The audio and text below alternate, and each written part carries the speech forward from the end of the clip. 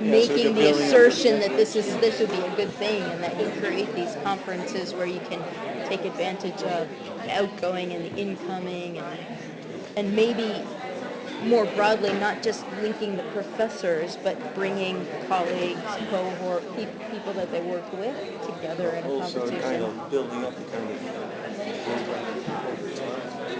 Yeah. Focus on. Yeah, I mean it's hard to build a program without the institutional infrastructure, and I think that there is some desire. And I mean, there is a position. So ESOC has a 50% or more position, I think, as running the program of the Zennström professorship. So there's a desire to have that somebody that continues on at CEMUS, the continuation at CEMUS. I think here at CSD of work from one professor to the other, so that there's a place where somebody's always there, even if the professor's coming and going. So then also sort of, what can you build? What can you build there? What can we build here? So I'll see at the end of my talk a student organization maybe that is forming right now around coming out of the work that we've done throughout the fall and preparing for Paris, and then thinking about how to continue that work. Because you've taken a group of students to Paris. Yeah, there were a couple people that went to Paris that weren't on a delegation. 1, 2, 3, 4, 5, I don't know. There's well over 10 people from around CEMUS that went. In terms of who we had formally accredited, we had 5 students that I worked with who got badges to go inside the first week or the second week. But then some other students that I worked with here were accredited from other places. Yeah, so that's a sizable number that could be maintained. Yep. You could build on it. Yep.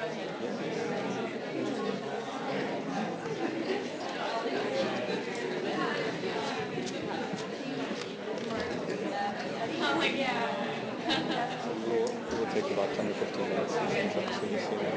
Sure.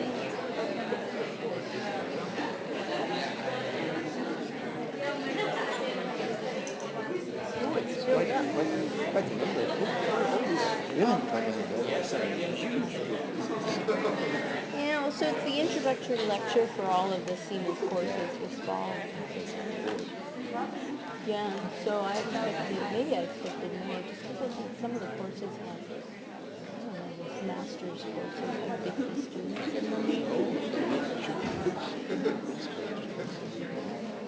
But each of the courses like 20, 30 students. Yeah.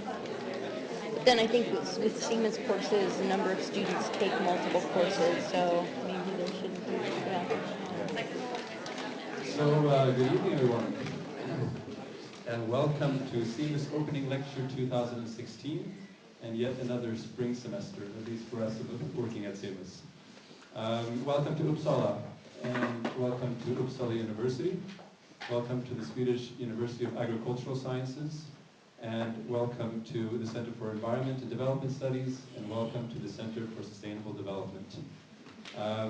It's great to see you here tonight.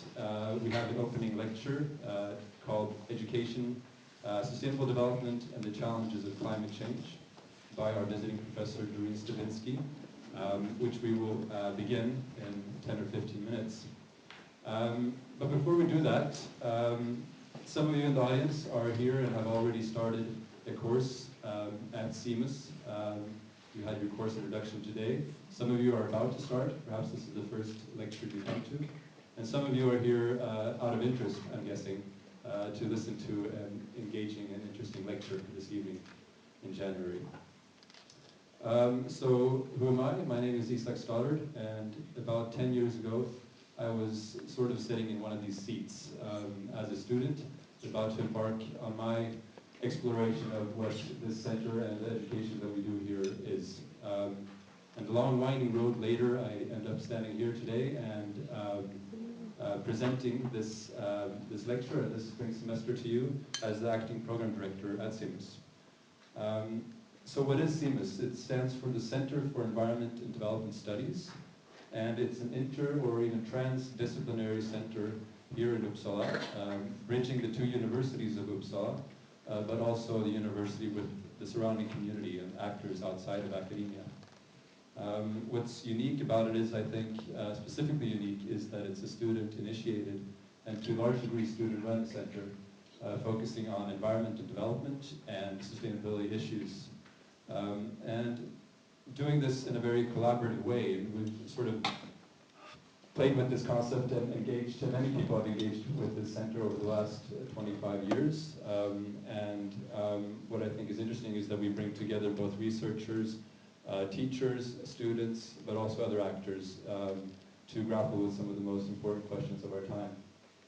And it's built very much on sort of active student participation, so you'll notice this tonight as well, that if you are a student or not, you will be engaged, hopefully, by the way we set up this introductory lecture and the other activities at CEMUS during the spring. Besides education and courses, we also have research activities and also various activities with different actors outside of the university. And we try to provide a platform for students and yourselves to be able to engage during your studies, also outside of your courses. So we have activities that and a platform that you can engage with, which you'll hear more about up ahead as well.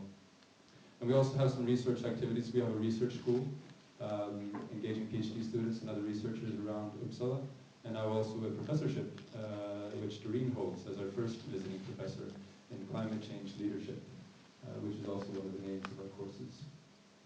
You can read more about CEMUS at the website, www.cemus.u.se, so all the information that you need for your courses is also on there. We also have a Facebook page, which you can visit if you're into Facebook. I just closed it, but anyways, we're on Facebook. Surprise. So before we go into presenting tonight's speaker and also presenting ourselves here, my colleagues, wonderful colleagues, I'd like to find out a little bit about who you are. So I see some familiar faces and many new faces. So just a quick raise of hands. How many of you have taken or engaged with courses at CEMUS before? Okay. And how many are new to CEMUS and taking a course for your first time? Welcome. And how many are here just out of interest? You're not going to take a course? There's a few of you. Well, great. Welcome. And how many are new to Uppsala? How many have just arrived in chilly, cold Sweden? Okay. Welcome.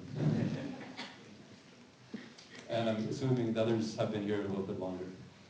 So these are some of my wonderful colleagues, and I thought we would introduce ourselves by saying quickly which course you work with during the spring, and if there's several courses you could mention as well. I think this might be fun for you.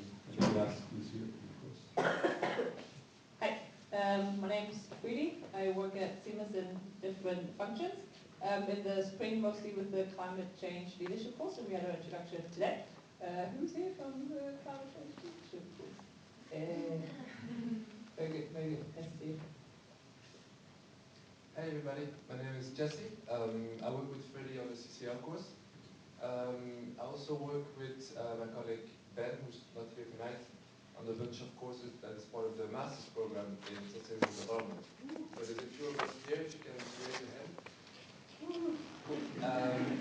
This semester we'll be coordinating the Worldviews and Discourses course. Well, hello, my name is Alejandro, and together with my colleague Lekin, that is here today, we are coordinating the Sustainable Design course. So who is here that is taking the Sustainable Design course? Yeah, nice to see you. We'll see you on Wednesday at 5:15. So yeah, enjoy the lecture. Hi, my name is Carl, and I work this spring with the Project Management and Communication course that just had its intro this morning. How many here from Project Management? Yeah, a couple of brave souls, appreciate it. Hi, I'm Sophia, and I'm coordinating the course Life Philosophy, which is in Swedish, livsfilosofi, som också är en del av hållbar utveckling. Vilka är det som ska läsa den?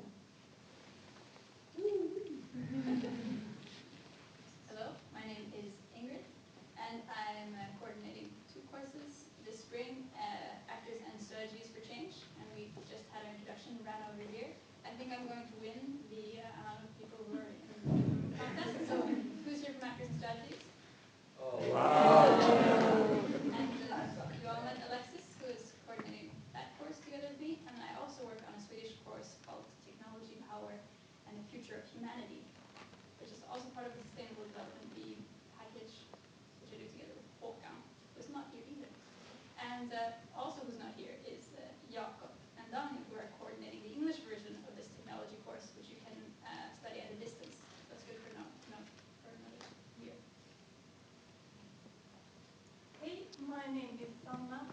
I'm working with 2 Swedish courses this spring. Hållbar utveckling B, Sustainable Development B, and Values, Worldviews and Visions, värdering av världsbild och visioner. Who are you? Who are you? Who are you? Good. Can we start it there? It's me now. Yes, Yeah. yes, please. And I don't coordinate any course at the moment, but I try to provide a space for these types of activities to happen in my capacity. I have worked with courses before, and I think what's interesting is this key role that you as course coordinators play in bringing about this type of learning spaces where researchers, teachers, and practitioners and students can come together and work with these issues. And you, of course, the people that are mostly in touch with the students, so these will be some of your friends along the journey of this spring semester if you're studying here. And if you're not studying here, you're welcome back to the next open lecture, which will probably happen in a few weeks. So let's go on. You can have a seat if you want. So let's go on to tonight's lecture, which, as I said, will be held by Doreen Stabinsky. And Doreen is Professor of Global Environmental Politics at the College of Atlantic in Maine, in the United States. But at the moment, she also holds the visiting professorship in climate change leadership here in Uppsala, and has done so for about a year.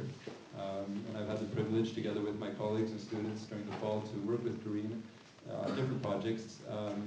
Just for as a brief introduction, I'm sure Doreen will mention some of the things that you've been working on lately. Doreen has a very interdisciplinary background, so just as I said that we work very much with interdisciplinarity here, Doreen's background is sort of a case in point when it comes to an academic who's and practitioner who's moved from economics over into genetics, into global environmental politics, but also in your capacity as an academic, also engaging very much with spaces outside of the university. So Doreen has, for the past 10 years or so, been very engaged with particularly the climate change negotiations as an advisor to governments and also NGOs in that space. But also what I find particularly fascinating and interesting and inspiring with you, Doreen, is the way in which you bring in young people and students into these spaces. So not only do you engage in these types of climate change international negotiations, but also facilitate it, make it possible for young people to engage with these spaces during their studies. So that's a little bit what you've been doing in the States, I know, and also what Doreen and I and others have been doing here in Uppsala during the fall is to prepare for the big, obviously the big climate change negotiation in Paris that took place in December. Uppsala University sent a delegation of researchers and students, and we worked very much with the student delegation that went down to Paris and have followed up from that trip as well here in Uppsala with various events. And I'm sure Doreen is going to mention this work more in her talk. And now the technology is failing. Oh, there we go.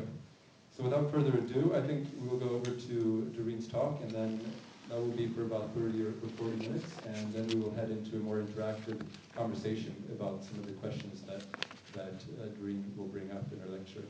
And the lecture is titled Education, Sustainable Development, and the Challenges of Climate Change. Welcome.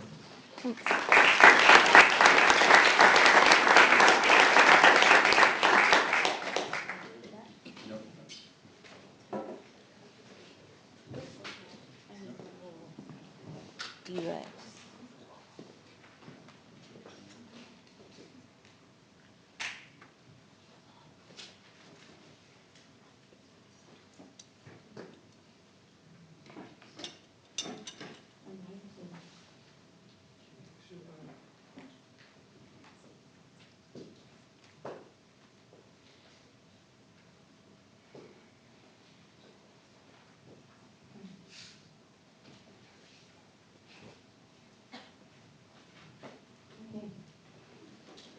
Good evening, everyone. It's nice to be here, although I actually am not here, my office is down the hall. Let me add my welcome to you to the term, and for many of you who are new to Sweden, welcome. I hope you enjoy it as much as I have enjoyed it. going to tonight talk about education, sustainable development, and the challenge of climate change, as Isak said. And in this lecture, I want to say a little bit, maybe put a few thoughts out there about what I might call education for the 21st century. I will say a little bit about the challenge of climate change, and then maybe give you some ideas about the learning ahead for this term and maybe for a little bit beyond this term.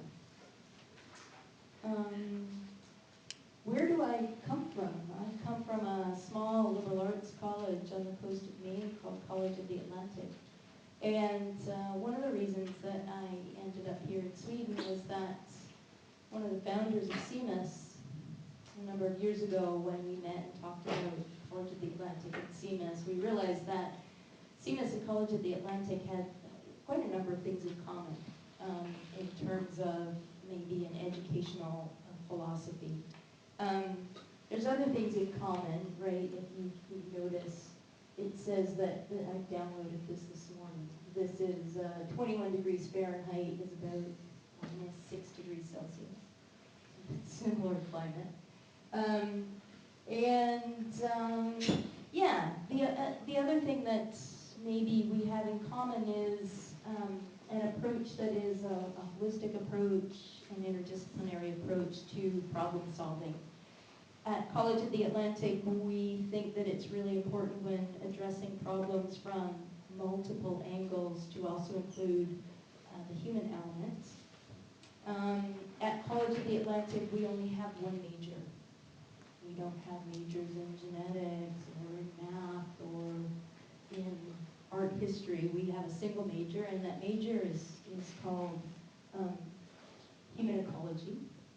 So students who make their way to College of the Atlantic, they come there because they wanted to be interdisciplinary. What we require of students is for them to create their own path through the curriculum. They spend 4 years, they have very few requirements, and they create their own learning. And that learning then is by its very nature interdisciplinary. We have the whole range of subjects from humanities and the arts to the social sciences, what we call human studies, to the environmental sciences. And I think this reflects our teaching and learning philosophy that approaching a problem, we have to learn how to approach a problem from many different angles. That the problem of climate change is not just a scientific problem. It's a political problem. It's a problem of values and philosophies. It's a problem. So all of the disciplines can help us address what are very intractable problems, global problems. My own field is, as Isak said, I have a PhD in genetics. I have a bachelor's degree in economics. I teach global environmental politics right now. And the way I teach that, one of my approaches, learning approaches, and teaching approaches is immersion. So as Isak said, for a number of years I have been taking students to global political meetings, intergovernmental meetings like the big Paris climate conference. We had a small delegation from Uppsala there. We had 17 students from College of the Atlantic there. I think about it as that I give students the opportunity to practice climate politics. So it's not just learning about climate politics, but it's being in that space and learning how to be an actor within that space. I think that's, practice is important for a number of ways. The idea of practicing your learning, practice as learning. It sharpens your focus. You have to think about why you're doing what you're doing. It's empowering because it actually gives students the ability to become actors. It starts from a pedagogical assumption that students are actors, that you participate in the world that you live in, that you will be designing the future world that you're living, that you will live in. That you're not passive vehicles. You don't sit there and I give you a bunch of knowledge, but that you are co-creators in knowledge. We go to the climate conference together and we work together to figure out what's going on and how do we make things different. And I think that this is an assumption that's shared by CEMUS pedagogy, which is a student-led pedagogy, where you all are creating the study, the course that you're participating in this term.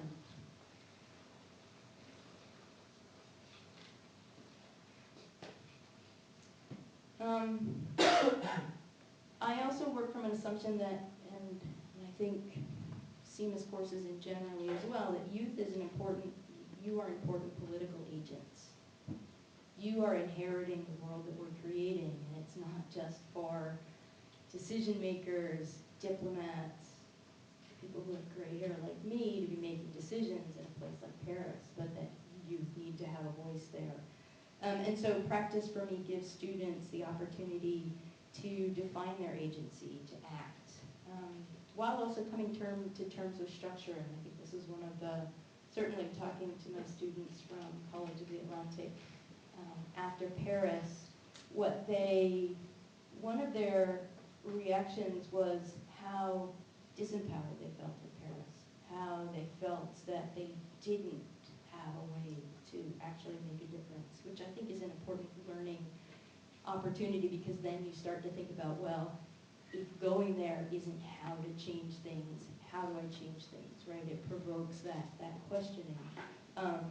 When you learn the limits of the political system at the intergovernmental level and the structures that constrain your agency, and then trying to figure out, well, then how do I actually make a difference? Because I think there's a lot of possibility to make a difference. It might just not be in the halls of power in Paris.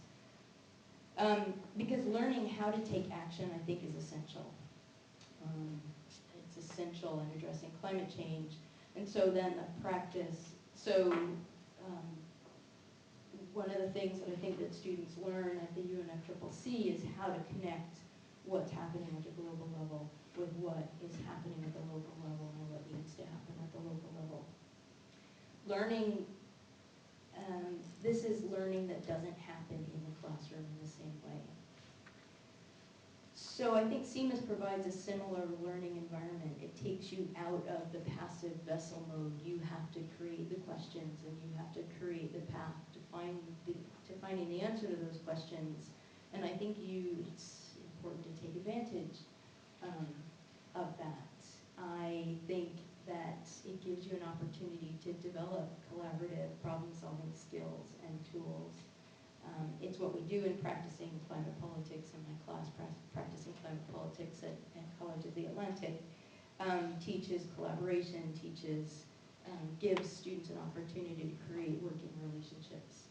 And I mean, I have to say, of the 17 students that went, now those are 17 students who work together, not sleeping very much for close to 3 weeks. They have built some very strong working relationships and collaborative relationships, which I think is a really important outcome of a learning experience like that, which again isn't something that happens when you sit in the classroom.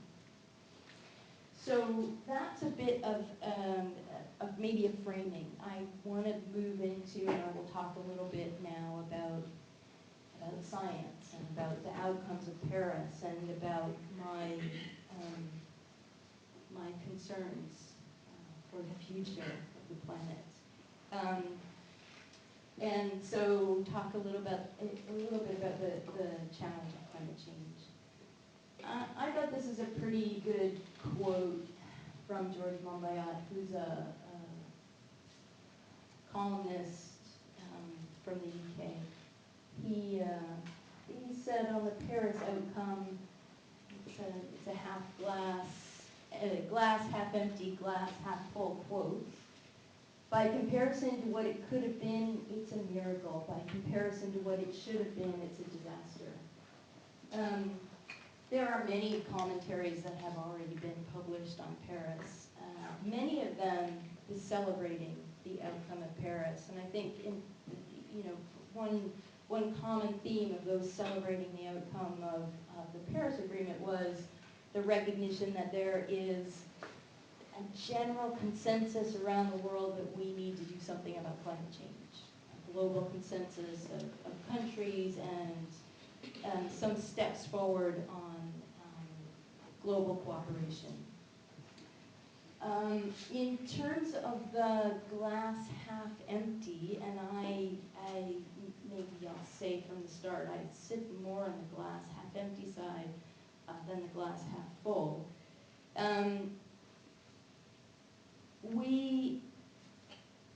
Paris, in short, Paris did not deliver what we need out of that spirit of global cooperation to actually deal with the climate challenge within the time frame that we have, which is a very short amount of time. So by comparison to what it should have been, I'm a bit with Monbiot. It's a disaster. Kevin Anderson, another commentator who I've read a lot of his sort of assessment of Paris, he says it's somewhere between dangerous and deadly, the outcome. So let me say a little bit more about that. Because most of what you've read in the media, I think, has been more celebratory than cautionary.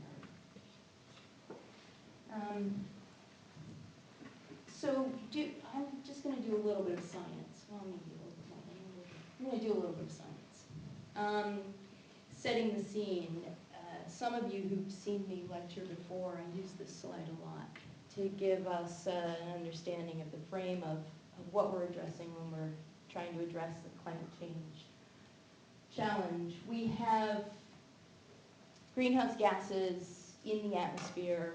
We have an atmosphere because we have greenhouse gases in the atmosphere. Those gases are naturally occurring.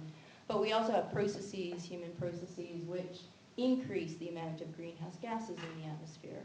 When we increase the amount of those gases, we kind of we put more blankets on the earth. We create a warmer planet.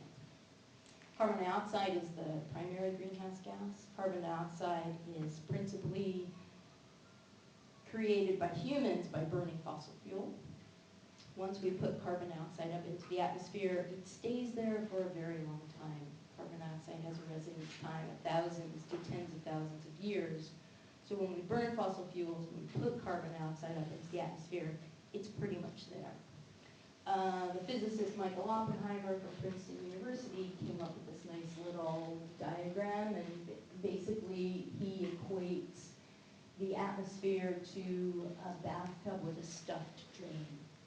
Carbon dioxide comes out of the atmosphere slowly, but it pretty much, once we're putting carbon dioxide up in the atmosphere, it stays there. It's not coming out at a quick enough rate. We're putting it into the atmosphere at a much greater rate than it's coming out. So we're filling up the atmosphere with excess carbon dioxide from burning fossil fuels. And many times when you hear climate change talked about, we bat around numbers. Numbers of 2 degrees Celsius or 1.5 degrees Celsius. Those numbers refer to the amount of warming post-industrialization. So the amount of warming above pre-industrial levels. Sometimes we use the late 1800s, which is not pre-industrial, but sometimes we use the late 1800s as the baseline for measuring those pre-industrial temperatures. So we're talking, when we talk about a 2 degrees centigrade or 2 degrees Celsius warming in global average temperatures, those are global average temperatures over the whole planet and the oceans, etc. We're talking about average warming above, say, the time period 1880 to 1900. We, the scientists, the Intergovernmental Panel on Climate Change, have agreed, generally scientists around the world, that there's a linear relationship between the amount of carbon dioxide that we put into the atmosphere and the amount of warming that we see. So we can, more or less, predicts the amount of warming that we will see based on the amount of carbon dioxide we've got in our bathtub. So if we wanted to limit warming, and this is what politically we decided we would set a limit of 2 degrees Celsius to global warming. If we decide to limit warming to 2 degrees Celsius, we can more or less calculate how much more stuff we can put in the bathtub. And similarly with 1.5. In general, this is a rough calculation, just to give you a sense of where we're at and what the challenge looks like. To stay below 2 degrees Celsius of warming, we would have to stop if we just kept emitting at the same rate that we're emitting, which maybe we're not going to do. But we have about 25 years left. If we wanted to limit warming to 1.5 degrees Celsius above pre-industrial temperature levels, we have about 5 years of budget left. At which point, when I say 25 years or 5 years, that's at which point where we have to cease putting carbon dioxide into the atmosphere, cease burning fossil fuels. Done. No more coal, no more gas, no more oil, no more burning, right? That's what that means. That's the scale of the challenge. Now, one of the questions that, well, maybe should have been discussed, but it was decided politically not to really go there, was if you've got, basically you've got limited space left, right? So we have a limited space, say we've got 2 degrees C, we put a line there, we've got a limited amount of space left. How do you decide who gets to emit, right? We could have had that conversation. That would be a conversation that people would name top-down. From the top down, we figure out how much budget we have left. We divide up the pie for everybody, for all the countries that are out there. And then from the top down, we decide who gets to emit what.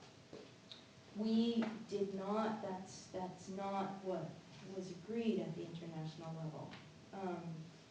It was a decision that was made a few years ago. It was sealed in Paris. We will voluntarily reduce emissions at the international level. Countries will decide themselves how much they're going to reduce. We call that a bottom-up way of deciding how to divide up the space. I will put a proposal on the table that kind of a decision poses a very profound challenge to global equity. Because what it means is that, we don't have very much space left. We cannot emit very much more carbon dioxide.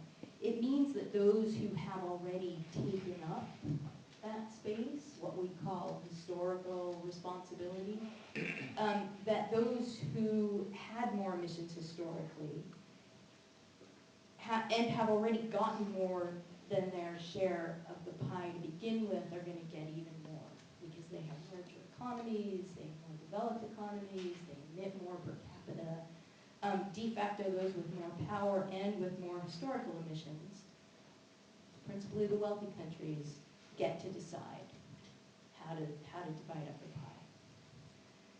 pie. Equity and the right to sustainable development are central to the political debate. The atmospheric space that's left and the apportionment of that atmospheric space is intrinsically linked to the development challenges of many countries. Many countries need to be able to continue to burn fossil fuels in order to reach standards of living that we enjoy.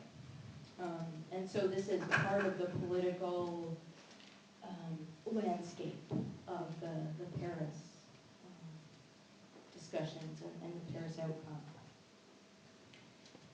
A lot of noise was actually made, and I don't know how much of the news coverage you paid attention to, but if you looked at the news coverage, some of the headlines were 1.5, 1.5, 1.5. There was a lot of celebration, actually, that we put 1.5C in the agreement as a possible goal, right? As was a possible limit for warming. And we definitely agreed to 2 degrees, but that we really thought we should try for 1.5. But in a bottom-up world, in the world where, as I said, we've got about 5 years left and of emissions, and where in the voluntary pledges that we got out of Paris, nobody seemed to be taking 1.5 seriously. 1.5 is a pipe dream. Right? There's no way that the ambition that we saw in Paris that we're actually going to get to 1.5 degrees. Negotiators who know the science know this. 1.5 in their minds, and it's a very hard concept for me to wrap my mind around, but in their minds, they are seriously thinking about getting to 1.5 after we've overshot. Perhaps after we've seriously overshot. So we get to 2.5 degrees of warming or 3 degrees of warming, and then technology will save us and we'll come back to 1.5, right? That's the only way you can get to 1.5, to a level of 1.5 of warming, and people actually talk about this. They talk about going back down to 1.5. They don't talk about limiting warming to 1.5 degrees. I would also say that with the pledges that we have on the table from Paris, we will overshoot 2 degrees Celsius. We're not going to stay below 2 degrees with the proposals, with the ambition that's on the table right now. Let me say just a little bit more to orient. Some of you are nodding your heads a lot, and others probably haven't really engaged with this conversation about 1.5 and 2 before. So I'm going to say just a little bit about what 1.5 might look like, what 2 might look like. What are we talking about when we're talking about 2 degrees Celsius worth of warming? It doesn't sound like that much. It sounds like if it were 2 degrees warmer outside, that would be great.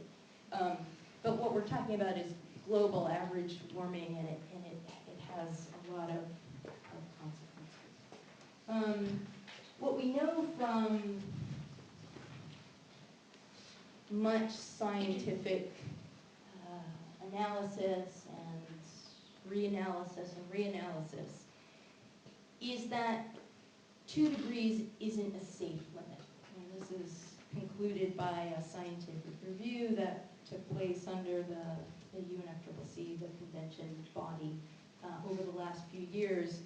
2 degrees is not a safe limit. It's not a determination of safety. It is a political decision to limit warming to 2 degrees. This is a table that compares what we might know about 1.5 versus 2. Let me say that most of the scientific studies out there, assessments, haven't really looked at 1.5. Because scientists have realized the challenge of changing our energy system to be able to stay below 1.5 degrees. Let me just point out one difference here. At 1.5 degrees Celsius,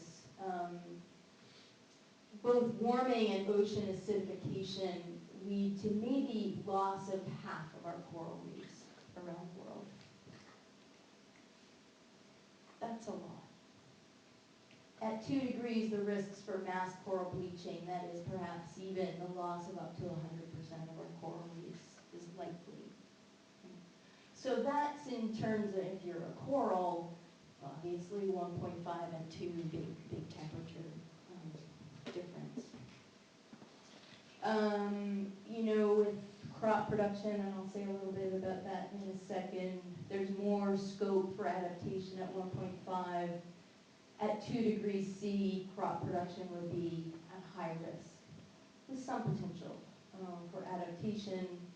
At 1.5, species would be able to migrate to follow the speed of climate change, whether you're a tree. It's really hard to migrate as a tree.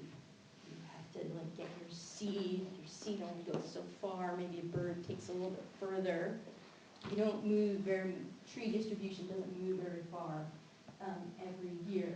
With 2 degrees C, the rate of climate change would be too rapid for a wide range of plants. Anyway, Let me say a little bit more about crop production. This is a map that looks at, and it's a single study, but it's a study which looks at data from 30 different climate models and wheat production data from around the world, concluding that rising temperatures will reduce global wheat production. So a couple of things to point out about this slide. This is, in the paper they look at two different temperature regimes compared to a baseline. We're looking at 2 degrees of warming. 2 degrees of warming we expect to get to by 2045 or 2050, within your lifetime. 2 degrees of warming for wheat-producing areas in temperate regions. So the size of the circle is the certainty of the data. The bigger the circle, the more certain, because you've accumulated data from lots of models. And so in the temperate regions, around 2045, 2050, we expect they're showing somewhere between 4 and 8% yield loss compared to yields from 1981 to 2010. In other parts of the world, in this huge wheat-producing region in India, particularly up here in the Punjab, we're looking at yield loss of -8 to -16%. In the eastern part of Sudan, 50% yield loss. The authors conclude that for every degree Celsius of temperature rise globally, we'd expect a 6% yield loss. So as temperature increases, yield loss is increasing. This is another way of looking at 2 degrees C and impacts on fish production. Not fish production, fish catch. So global fisheries. The gray areas are the continents. So the color is all in the oceans.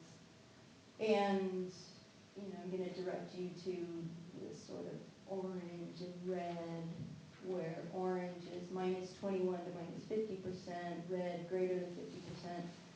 This is 2051 to 2060, so this is mid-century. This is about 2 degrees Celsius of warming. So 2 degrees Celsius of warming, because fish, just like humans, there's a temperature range that we like to live in. And when it gets too warm, they want to go somewhere else. So all along the tropics, we're expecting the movement of fish populations away from really populated areas. Think about all of the people that live in, here we're talking about the Philippines, we're talking about Indonesia, millions of people.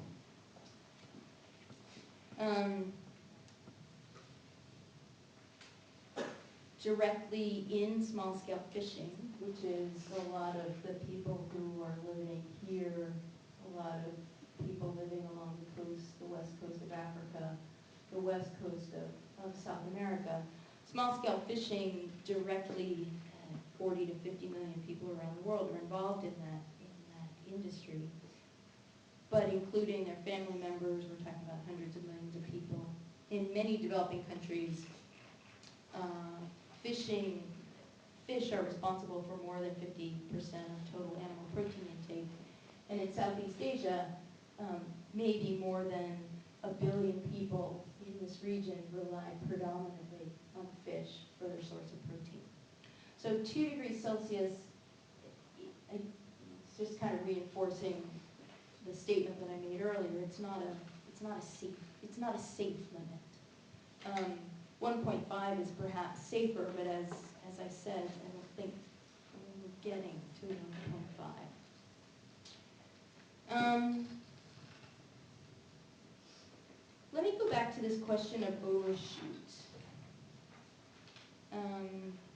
Because, as I said, 1.5, political leaders, scientists, those who crafted the Paris outcome, are relying on this idea of overshoot in getting us back to 2, or getting us down to 1.5. They're explicitly relying on it. They're talking about it in publications. And so the question, one of the questions that I think we need to ask is, well, how are you going to do that? Right? Because the idea is that we're going to fill up the bathtub further than we should, and then we're going to need to get that carbon dioxide out of the atmosphere somehow. The main technology, it's not the only technology, but the main technology that they're relying on is something called bioenergy carbon capture and storage, or BECCS, B-E-C-C-S. The idea is that we use biology, biological organisms, trees, grasses. We just use a lot of land to grow a lot of crops that suck carbon dioxide out of the atmosphere. Because this is what plants do, right? They bring in carbon dioxide and they fix it and they turn it into plant material. The idea is that we use huge amounts of land to grow bioenergy crops, maybe 1 to 3 times the land mass of India. We're talking about, if you're talking about overshoot of 2.5 or 3 degrees Celsius, you're talking about a huge amount of carbon dioxide that we're assuming we can pull out of the atmosphere by growing plants, burning them in thermal power plants. That's the energy part. We get to get some energy off of, out of this process. We strip the CO2 from those waste gases. We compress it to the point of almost being able to liquefy it. We put it in large, long tubes going maybe many, many miles underground to store it in geological formations for 1,000 years or so. Right? This is the technology that will help us with overshoot, we're told, right? Because it's not been proven yet of the scale that we're talking about. It's not been proven that we've got 1 to 3 land masses the size of India where we're going to grow the stuff, nor that we have the geological formations where we're going to put that carbon dioxide. Those of you in the sustainable design course, think of that as your design challenge. Right? How are you going to design sustainably a system to keep carbon dioxide, liquid carbon dioxide, underground for 1,000 years or more? That's the foundational assumption of putting 1.5 Celsius in the agreement. Right? That's the working assumption when we celebrate 1.5 in the agreement, that we can do that. There's another option, I think. And if we don't change direction, we may end up where we're heading. And I would say that the other option is, well, why don't we dramatically change course? Why do we have to keep burning fossil fuels?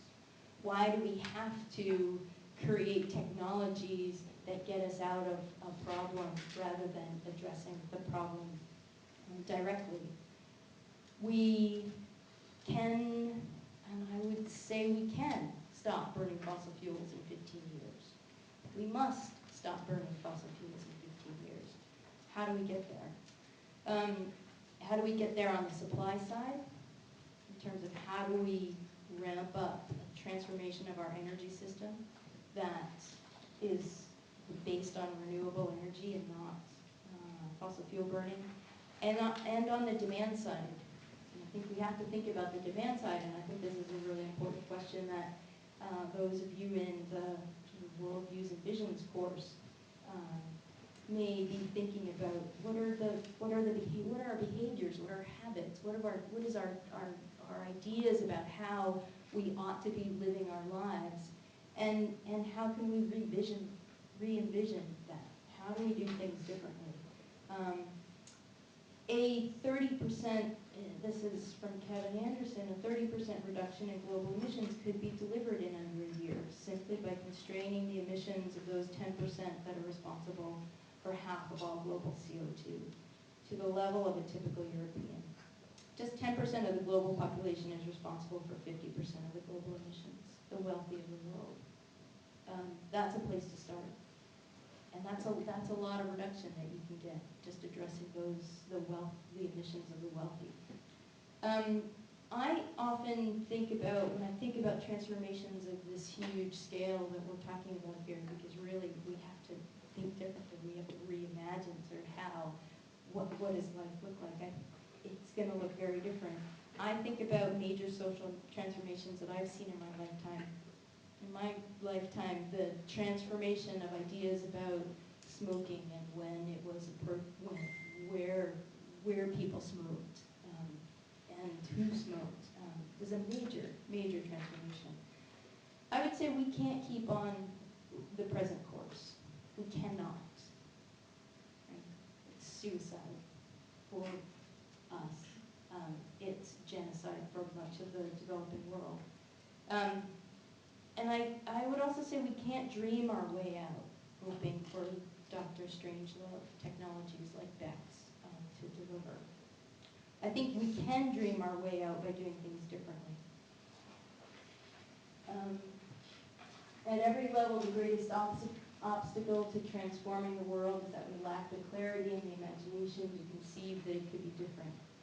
It can be different, and I think a different kind of education empowers us to sort of think our way out of think about new ways to address, to engage with a really profound societal, it's a profound civilizational challenge of climate change.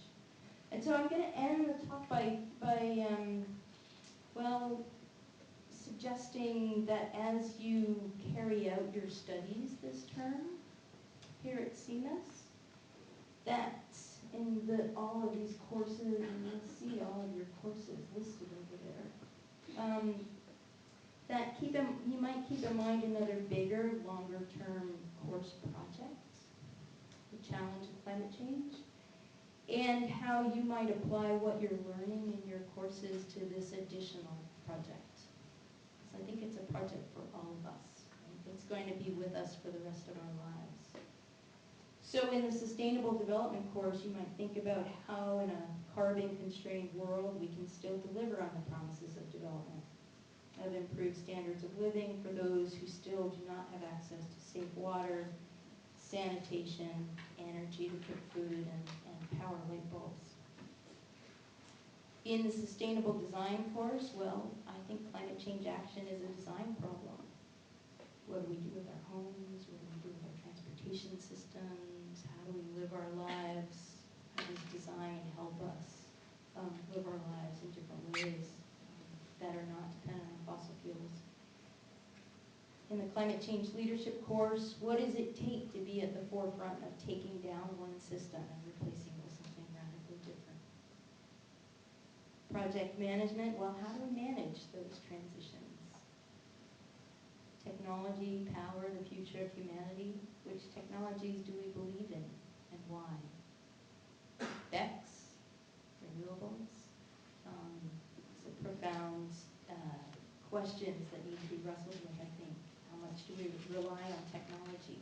How much do we rely on technology that is not yet invented now to get us out of the problem in 2050? Philosophy. Well, philosophy. Values, worldviews, visions. Why are we here? What's the purpose of our life? What are the common values and visions that many of us share that can get us onto a different path towards a sustainable future? Actors and strategies. What is your role? I would say you should be a participant in this project. I think you have the choice, but I'm going to put it out there anyway. You should be a participant in this project of creating a different world, of creating a world that's not dependent on fossil fuel burning. Be an actor, be part of the solution, dream, create, and design that future. And now let us get to work, or you get to work in your courses. And one final suggestion, Isak had alluded to this. Out of the work that we've done collectively over the last couple of months to prepare to go to Paris, students, those of us involved in thinking about climate issues here have are proposing, or we have created this nascent platform for climate change leadership. It's a platform that will have a couple of pillars. One of those pillars is continuing to work on politics at the global level. Another pillar is a learning space on climate change, where we hold lectures, have discussions, movies, books, but a space where we can have a collaborative learning space on climate change, and then action. We will have an information meeting about the platform. Part of that information meeting will have a debrief from the delegation. Oh, that delegation of FICA, that's really interesting. That's really interesting. No, it's a debrief from the UU delegation to Paris, but we will do it during our FICA. We'll have a FICA. It will be on Monday, the 25th of January, from 3:30 to 5. You are all invited. The location is to be announced. Find us on Facebook. The Climate Change Leadership is location. Thank you, everybody.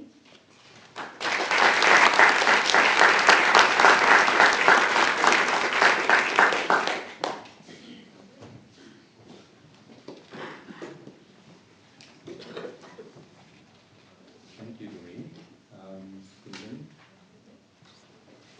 Am I audible?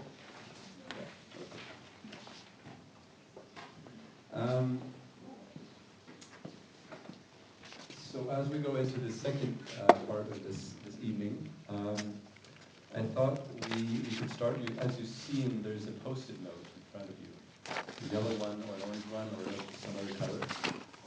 And I thought at this point we'd like to invite you all to write a question on this post-it note that you, based on either this lecture or questions that you had with you before coming to this lecture as well.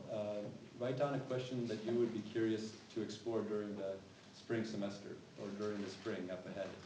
And that could be within one of the courses, which is on this board here that you'll be taking, or it could also be outside of the courses or in your work or so forth. So take a few minutes and write down a question that you are particularly interested to explore. And when you've done so, we will not have a break, but we will have a move. So what the move involves is that you get up out of your seat and you come up and you put your post-it note on this whiteboard. And when you've done so, you try not to run out and do something else, but you go back to the seat, and then we'll have a conversation, a more open conversation where you have a chance to ask questions as well. We'd like to start with this sort of individual exercise where you just write down one question. So do that and then come up and put it on the whiteboard and then go back to your seat.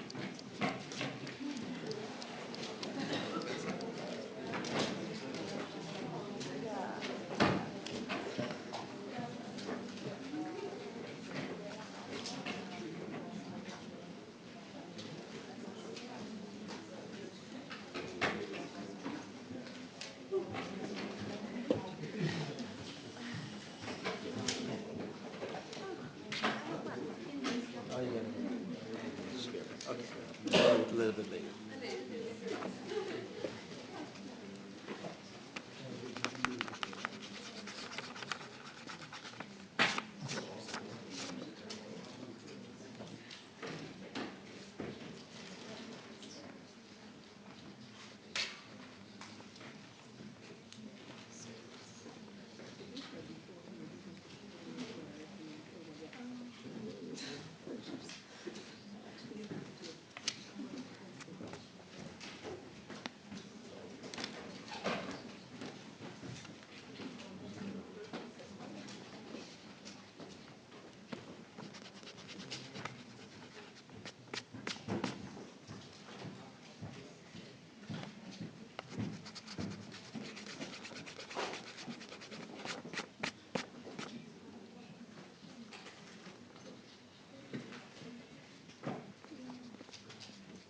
Don't be shy, come and put it up there when you're ready.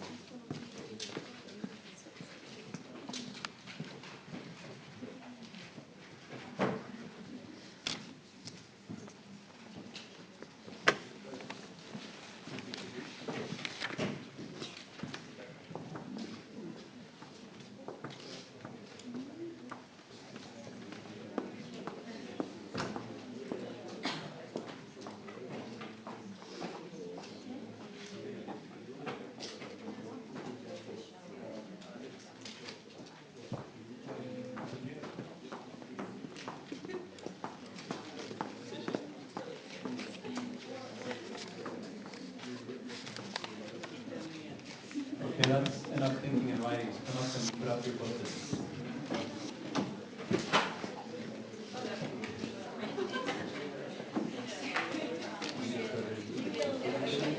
Yeah, I'll give it back to you.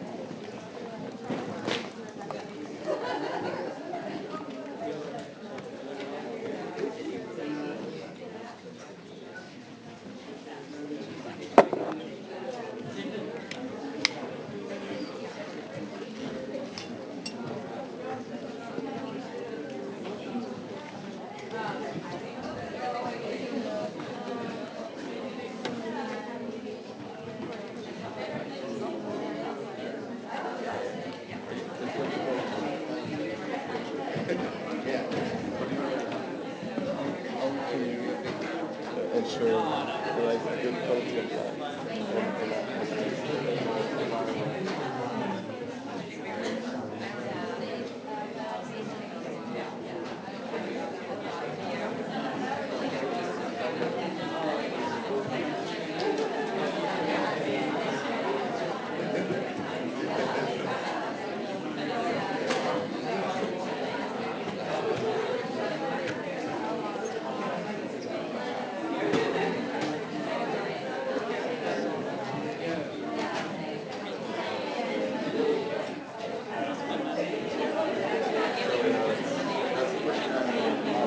Hi, how are you?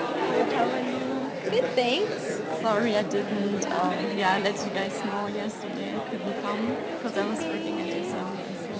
That's okay. Thunder also was working. You had an assignment that was due? Yeah. So we had to hand it in. Yeah, but that's the end of last term, is that right? And now the new term exactly. starts? Yeah, so from tomorrow on the new term starts. Okay. Yeah. Will you be able to come to the fika? Yeah. Okay. To You debrief on the fika? Yeah. The delegation debrief on the fika? Yeah. I was okay. also thinking there's going to be the Roots CEMUS Cafe. Yeah. So we should definitely also present something there. Yep. But then I'm gonna, Yep. Yeah, and we talked about that a little bit, so it's good. I'm gonna wait for the minutes, or I'm gonna ask also people. So who's there? So it was myself, Juan, Isa. Who was sitting in that chair? Johanna, was she there? Johanna, that's who was sitting in that chair. Okay. And Marcel. Yeah, I thought he's here actually. He is here.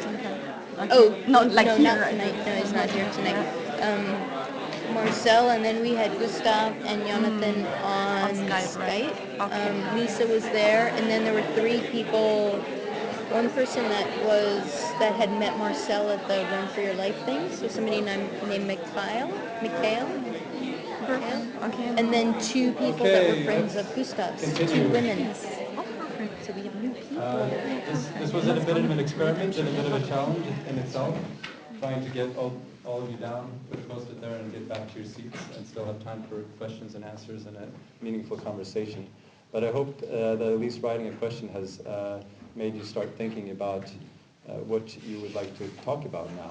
So before we open up for general comments and questions to Doreen, and also I have a sort of surprise guest here for you tonight as well, which I will introduce in a few minutes, who will provide some reflections also on Doreen's talk, but also on these issues. But before we do so, I thought that if you could just turn to your neighbor, and maybe you've already done this, I heard a lot of chatting, but talk a little bit about the question that you've posed on the post-it and why you put that question there. So spend 2 minutes in talking with the person next to you, and then we'll get back to a more open conversation where you have a chance to ask questions to Doreen. Let's do it.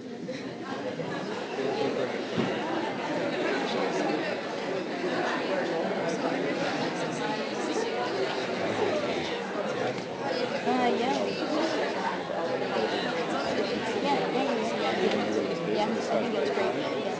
Yeah. Did you tell him that? No, I think it's perfect.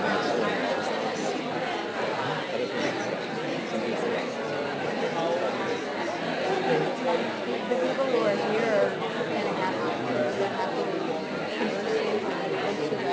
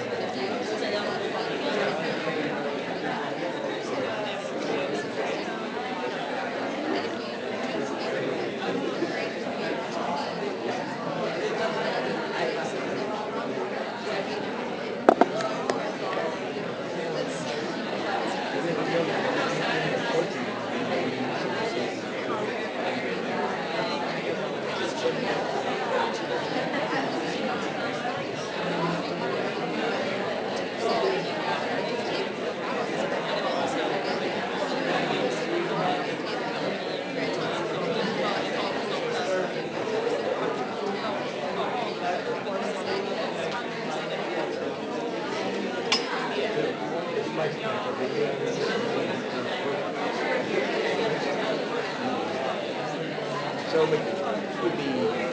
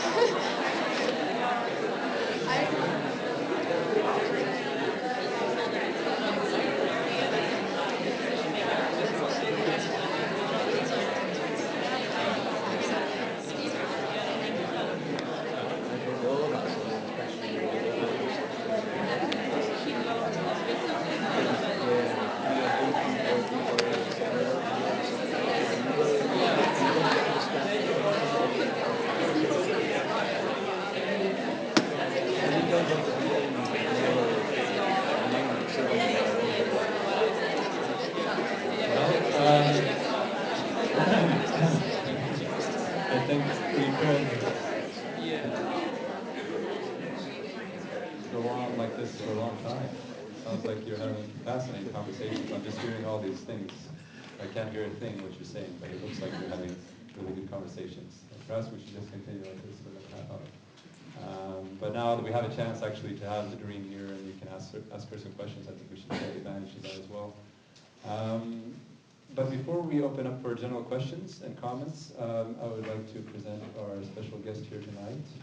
His name is Bo Kjellén, and he's sitting at the corner there, and I've asked Bo if he would be able to sort of start this conversation, general conversation, with a few reflections perhaps, but also, I'm also very keen to hear Bo's question, what he put on his post-it, if he put a question on a post-it.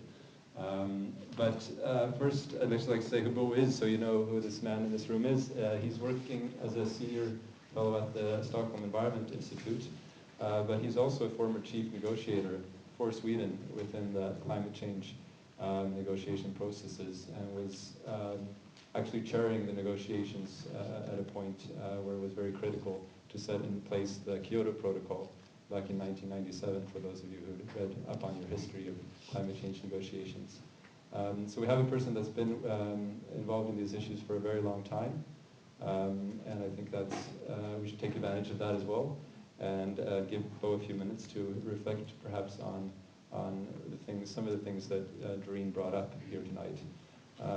And I may also add that Bo is an advisor and a work group member to several courses at CEMUS, and we're very happy that he's so engaged with the activities that we have here. So, Bo, would you like to kick off this conversation period with perhaps a few reflections and then a question?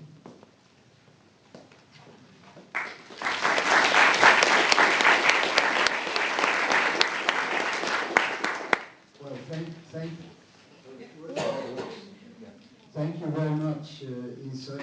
It's really a pleasure for me to be here and to listen to Doreen's presentation. I must say that it's a sobering presentation for, in particular, if you're a negotiator and you have been in on this for 25 years. And Paris is really, in a way, a pivotal point, I think. After 25 years of negotiations, we have reached, and I think that it is a step forward, result in Paris, which means that governments do not have all the responsibility, and that there are many other actors that are taking these responsibilities here and doing it seriously. I'm thinking of the economic actors, of course. I'm thinking of the NGOs, but I also think of all other non-state actors, such as cities, states in federal structures, and more generally, a lot of people, young people. I think that you are important here.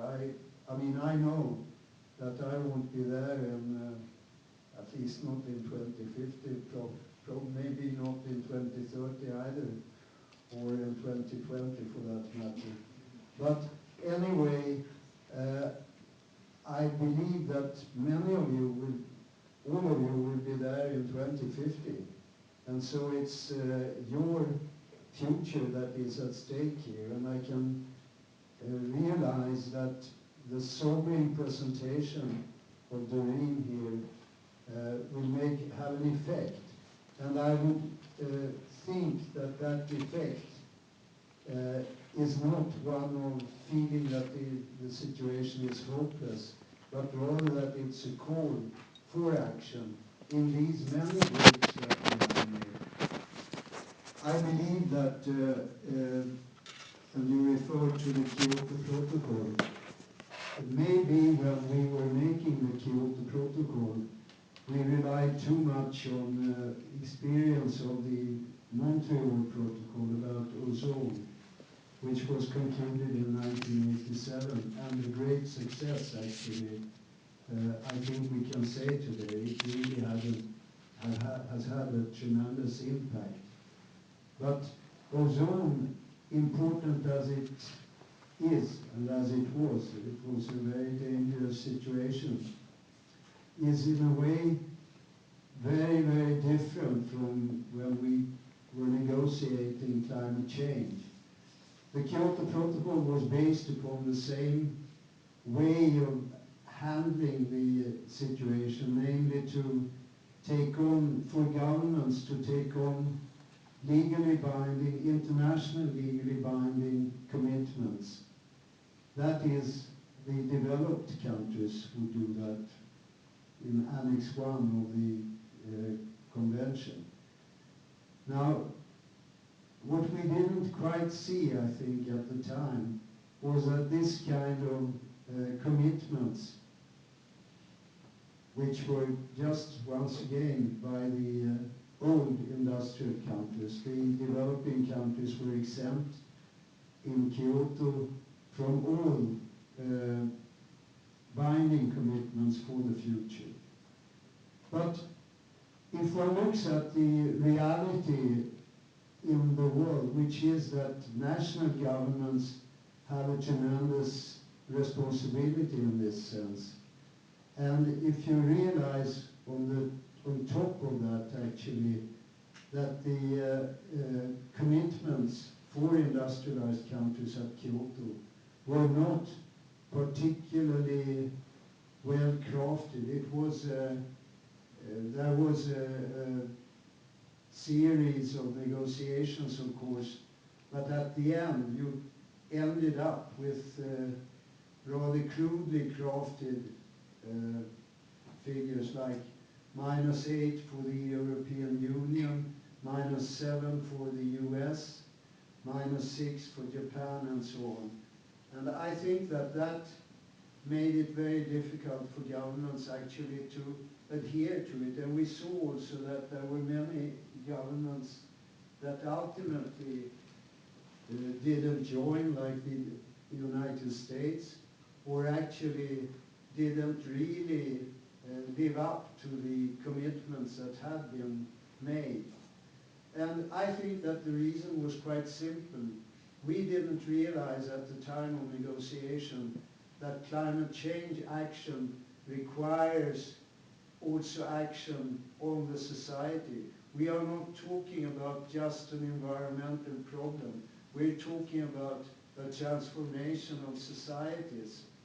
And I believe that it is extremely difficult for any governments to take this kind of commitment and carry it out in the way the Kyoto Protocol proposed. Now, I don't say that what we have done in 25 years is has not contributed to something good. I mean, you can say that emissions continue through this period and to increase. But my firm conviction is that if we had not had the convention, the framework convention on climate change, if we had not had the Kyoto Protocol, the situation would be still worse than the one that Doreen presented here. And I think that this is why I believe that the intended nationally defined contributions, that the INDCs that were now agreed in Paris, and where governments in a bottom-up system stated what they intend to do in the years up to 2030. And 188 governments came forward with this. They have taken a commitment at the national level, but it will be controlled in ways and encouraged also in ways which are legally defined and legally binding in an international instrument. So I feel that this kind of view on the side of governments, and also a whole range of different actors within what has been known as the Lima-Paris action agenda, a whole range of societal societal effort, international, national, and with the various types of enabling conditions, as I can call it, I think, with the way in which youth groups, NGOs and so on will try to push the governments, and where the science, that the sobering science and the IPCC effort that will come here and will stimulate the energy transition, which I feel is on its way, that could change the situation. And of course taking into account the sobering facts that we have just heard from Doreen. I just feel that once again the situation is serious, but it's not hopeless. I know that for you who are young, you realize that there are so many things in the world that are not going well at present with regard to international relations more generally, tensions, risks of more war and so on. In that context, I would say that I would like to see the peace movement take up climate change much more than they have done so far, and see it as a stimulus for peace. Because there are few things that are more dangerous for the environment in general, and in particular for climate change, than military activities, wars. And I believe that this is another reason why you need, as young people, try to move into a different world here. I'm sure it is possible. We have seen changes coming so much. Look at the present industrial digital revolution. It didn't exist 20 years ago. Many things that will be needed to do on energy production and energy use, which we don't believe possible right now, will be possible 2015, 2030, which is the target year for what was discussed and decided in Paris. So in 15, 20 years, when you are the great, big and most important actors in the world, in various functions, I think that the picture will be very, very different. And I'm not among those who feel that it will be worse than today. I'm convinced that there is a possibility, using all the international and national tools that you have, all the knowledge that you will possess, all the various professions that you will occupy, and where you can make a contribution. I think that this opens the way for radical changes, but also for a world that will have good opportunities for the future. So I think that all of you who are at the CEMUS, which is the various courses, I realize we'll have a discussion on the basis of all the interesting questions that are up there, that it will be possible to change. And I think that I would like, because I still believe that the presidency of Barack Obama in the United States has been a good one when you look at the achievements. And I'm thinking of his call in the speech he gave in the evening of the election. Yes, we can. Yes, you can.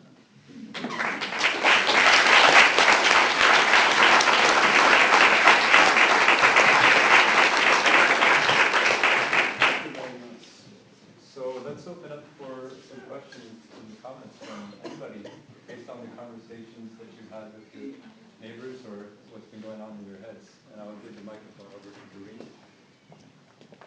And I'll be able to pass this around if anybody has questions, thoughts. Well, Or do you want to answer or reflect back? no, I just think, is this on?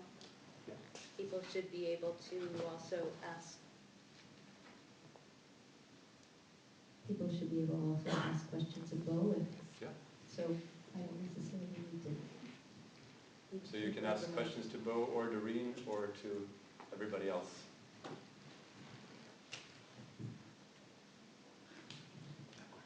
Anybody want to kick? You've written a lot of questions up there, so I know there's questions there. They generated questions and they talked about them already with each other, so maybe there's less of a need to.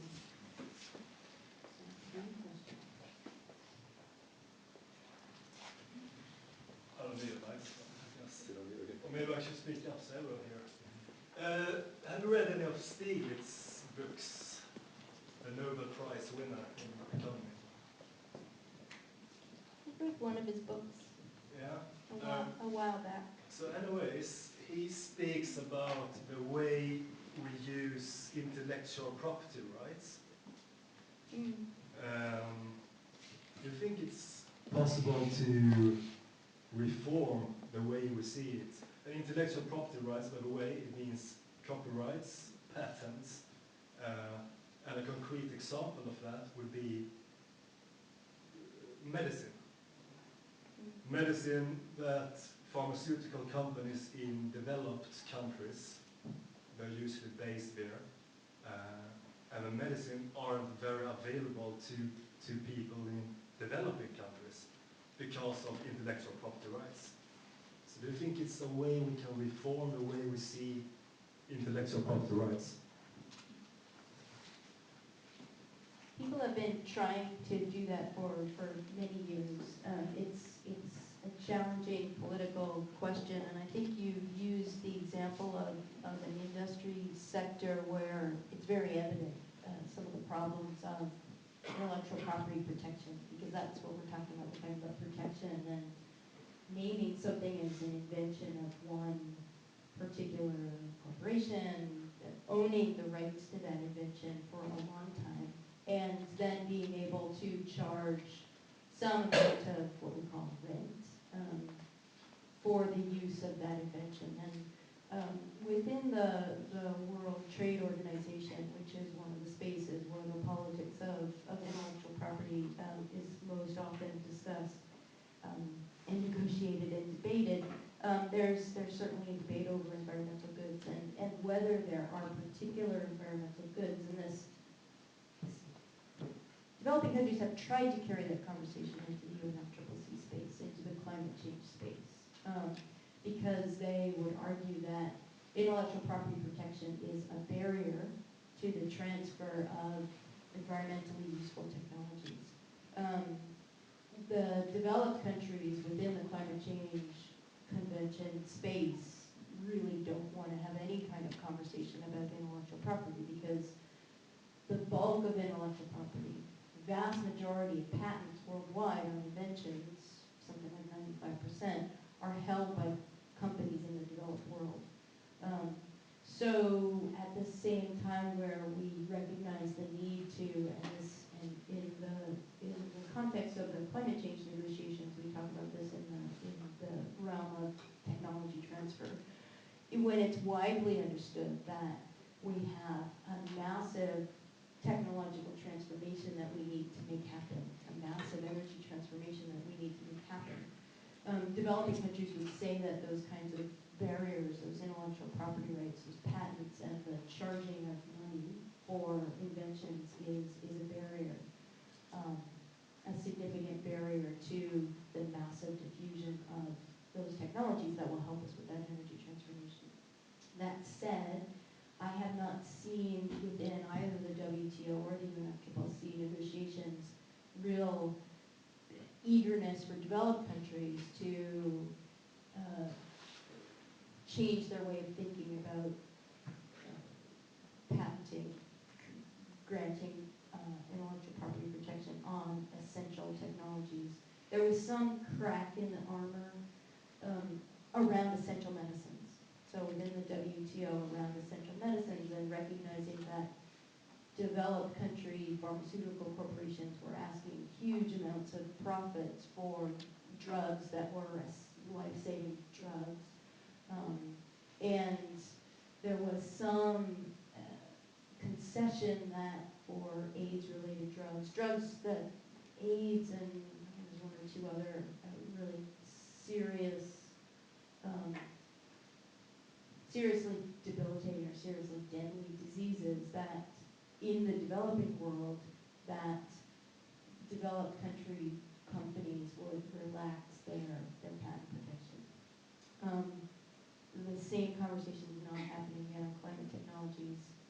Will it happen? Maybe. Does it need to happen? Yes.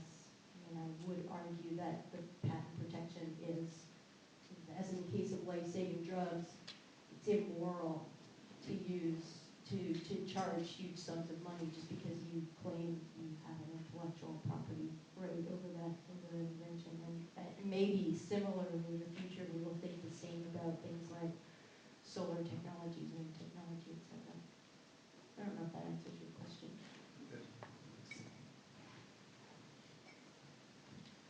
Any questions or reflections?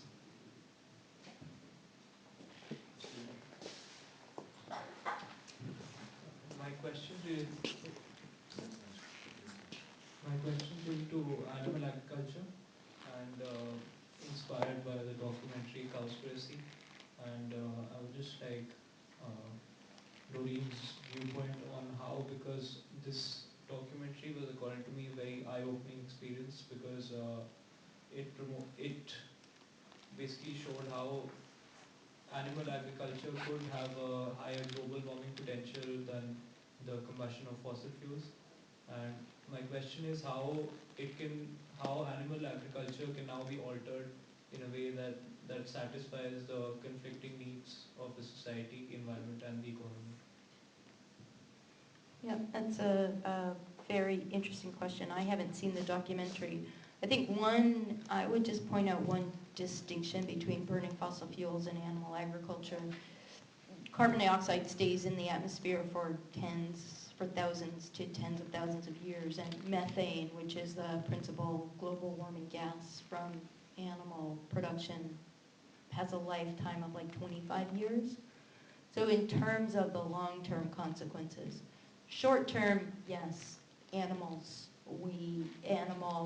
agriculture in general contributes something like 13 to 15% of global annual greenhouse gas emissions, and animals are about half of that. So very significant. Some of the work, so there's two different main threads of work that I've looked at on animal agriculture. One of those threads is just sort of the technological fixes. Can you give animals drugs in their feed that makes them produce less methane? But another big strand of work is on the demand side.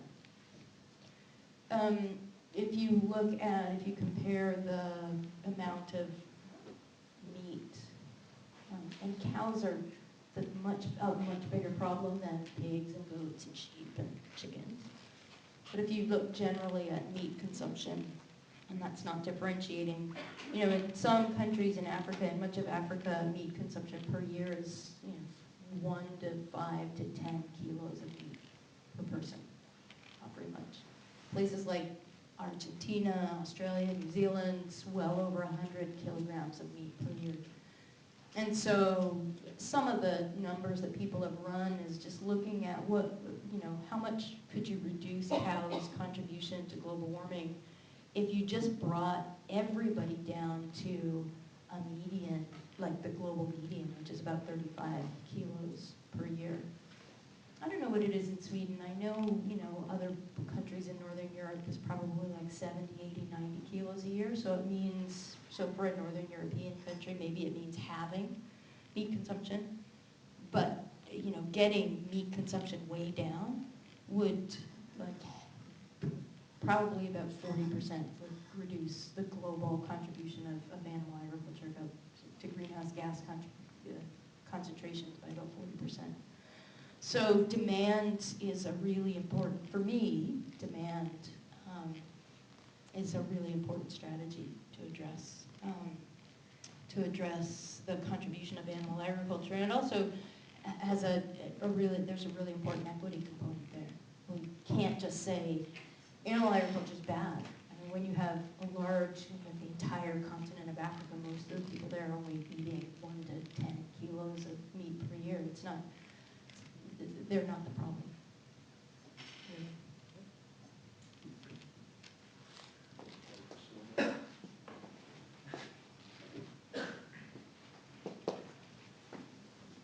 So this is also, I guess, sort of on the demand aspect of things, but so the Paris Agreement is more of a governmental regulation, but I'm really interested also in how you see business or industry self-regulation and also community organization, community-based action playing a role in reducing our carbon output.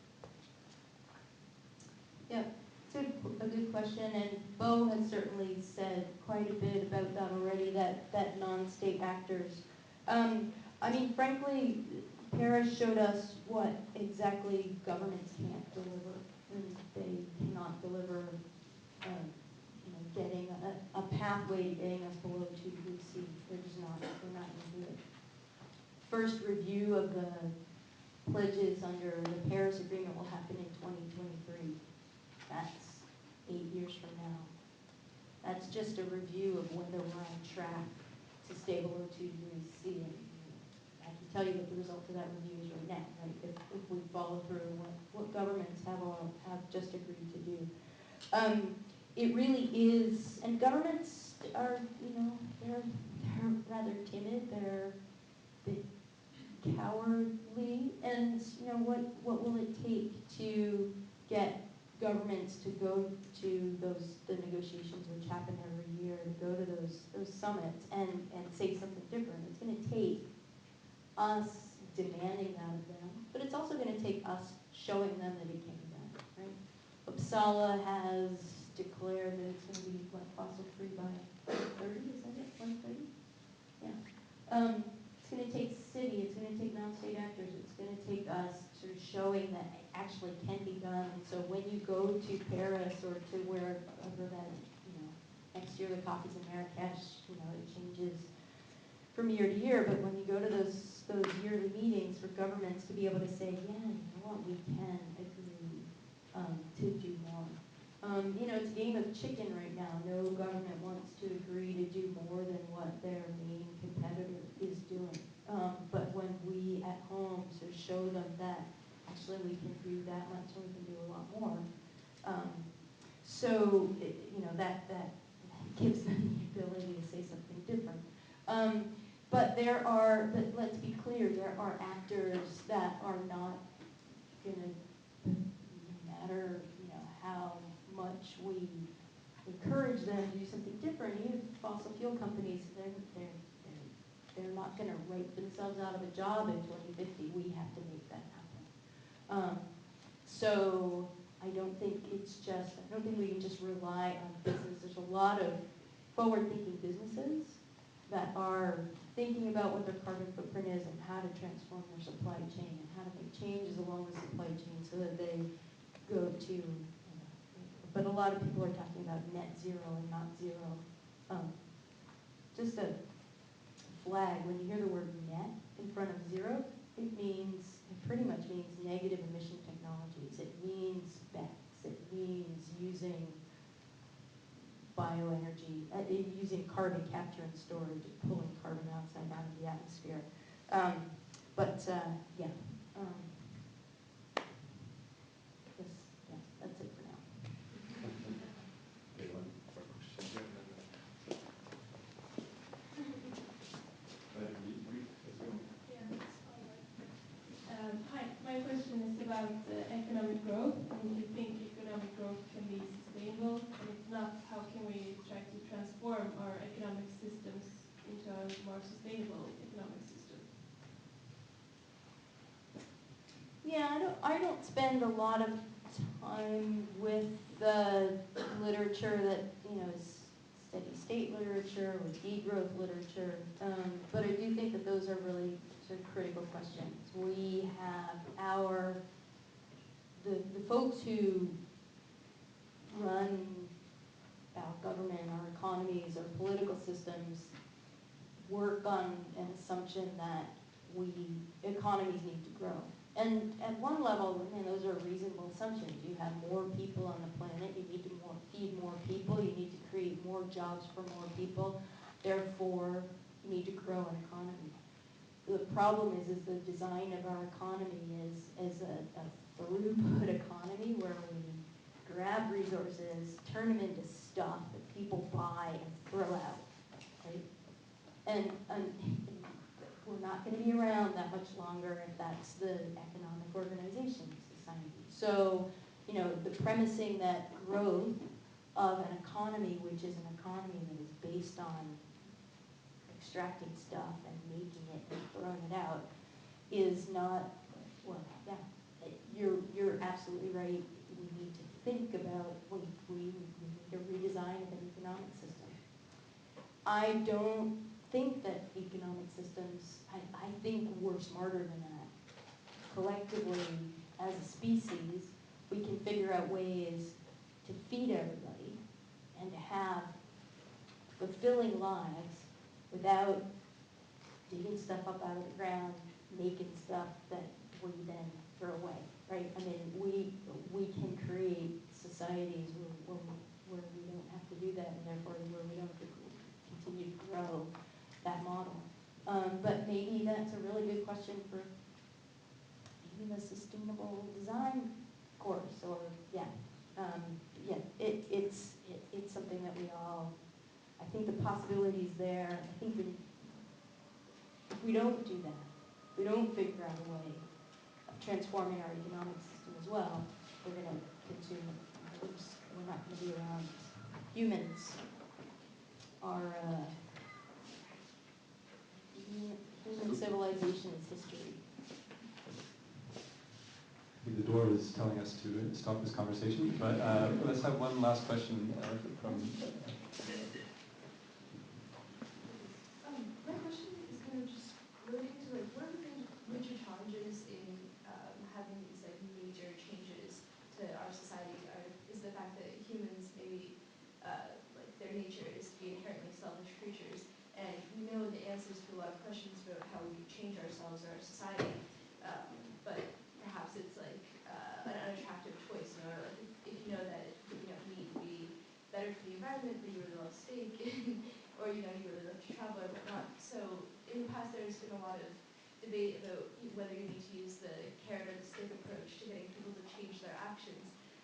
So I was just wondering what your opinion is on how you get individuals to change their decisions for the better of society and perhaps humanity as a whole, even if those changes at first appear unattractive. I don't think there's a silver bullet there. So I'll just give you some thoughts, some random thoughts, because I don't think that there's a way to answer that question in 30 seconds or less. One, I don't believe that humans are by nature selfish. I believe we have lots of different emotions, sometimes selfish and sometimes very, very altruistic. So, I'm somebody who believes in the innate goodness of humans, right? People have that possibility, right? To care about others, to care about people who are not just your family, but to think about others and the well-being of others that are distant from you. I think that the transformation, I think it's useful to sort of think historically way back of what are the ways that we used to think about, 100 years ago. How did we think about whales?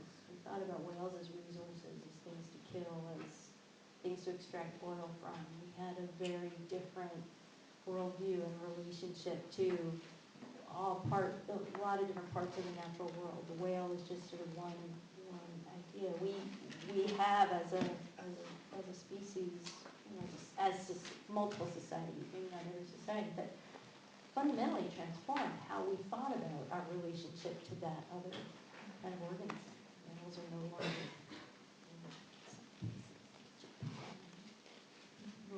but okay. So I mean, I think that there are when you take a historical perspective, it's easier to see the massive changes in how we thought about things. What was appropriate? What was an appropriate way to live? What was an appropriate way to interact with another human being? And so I look to history to help me think about forward, and to help, and it gives me a lot of sort of optimism and space for visioning of how things can be different when we need them to be different. And climate change, I mean, we either face this challenge or we face the extermination of human civilization. I don't think you can have organized civilization on a planet where temperatures have risen 3 degrees or 4 degrees above global average. If you just look at the crop yield data, et cetera, in terms of what impacts we expect. So we either have to, or some other species becomes the dominant predator on the planet once again.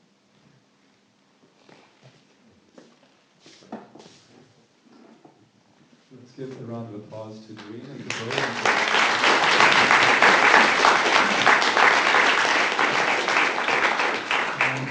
Before you leave the room, I just like to acknowledge the fact that you put a lot of good questions on here that none of us have had time to read.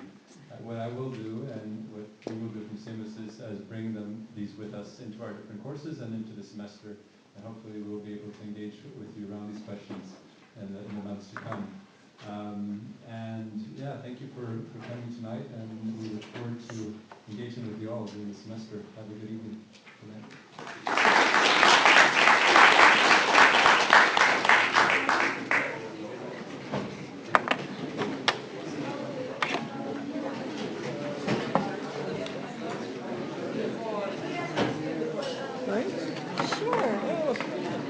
Thanks for coming. Actually, the first part I like about education. Oh, yeah. Have you met each other before? Yeah, we met each other briefly in Visby, actually. In Visby, okay. Yes. Yeah, great.